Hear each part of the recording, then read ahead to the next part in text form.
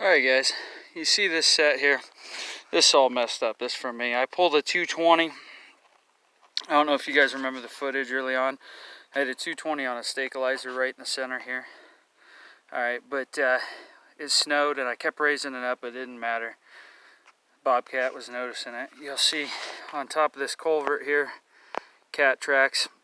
It came up to my 220, went around, and before this other snow hits, I went ahead, pulled the 220 and put a snare there. It looks more inviting. I think that cat will go right through there. And the loop's about, I don't know, 5 inches off the ground. And I think it just looks so inviting it might just go right through. So anyways, there's that set. Pulling a bunch today before the snow comes in and putting snares and setting them high, you know, for when the snow hits us. But anyways, on the next one. Alright guys, so I set this early on in the year, had a 220 and I caught an otter here, and you see the snare there. But clearly early on maybe I should have had a snare. You see the coyote tracks going there. And that's also the spot where I caught the squirrel, and the bobcat yanked the squirrel out of the 220. Alright, so clearly, you know, just a mistake on my part, but you know, I caught some stuff with it. But we went ahead, dropped a snare, blended it in a little bit. We'll see if it produces anything. Season's running out of time. Hey guys, so you see this big open culvert here. It falls along the edge of a lake. Alright, so right on that corner there, I'll zoom it in a little bit. I put a mink box with some Dunlap's mink lure, and there's a muskrat in the back. And so anyways guys, I'm showing you my sets. I'm not always guaranteeing they're going to produce at all, but I want to show off some of the sets that I think are good sets, and if they don't produce, they don't produce, you know. I'm just I get bored seeing catches all the time, and so sometimes I figure maybe you guys want to see some sets. And like I said, I feel like that's a pretty good one right there. So we'll show it off, and if it produces, you'll see it again. If it don't, you won't. Alright guys, see under that fence line? Used to, we'd put like a snare or 220 there, but that's not legal here in Iowa anymore. And so anyways, you see also there's a trail that comes off that way. They meet there. If you follow that, you'll see I put in a snare right there, just a hint of a guide stick. That's one of my smaller snares. I think that'd be a good spot for a bobcat traveling this fence line. And then if you follow that trail, and that trail's not my tracks, that's animal tracks, you'll see I stuck a 220 right there.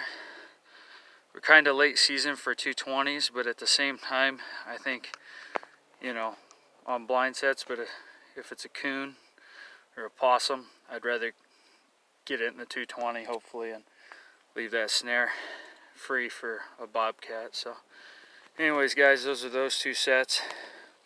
There's that snare one more time. Alright, on the next spot. Hello guys, she's in. Kayak's here. Be a game changer. They're beaver trapping on them small rivers, and man, that's gonna be really handy. Launch it from about anywhere I need to.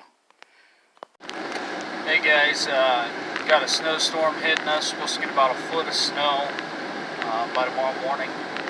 So running my lines after work. We're getting another snowstorm after that. You know, this is where some of the hard part comes in. You guys know it. We live it every day. I got to get out, grease my snares up. And if I don't do it, they won't be active, or I will have a heck of a time finding them. So anyways guys, just pushing through, driving through the snowstorm just like we do every day guys. Just checking in with you, letting you know what's going on. Have a good one. I had to move my sets yesterday because of the big snow coming in there. Look at that bucket mink set. Moved it kind of Right location, snug against that culvert, and it didn't cover up with snow.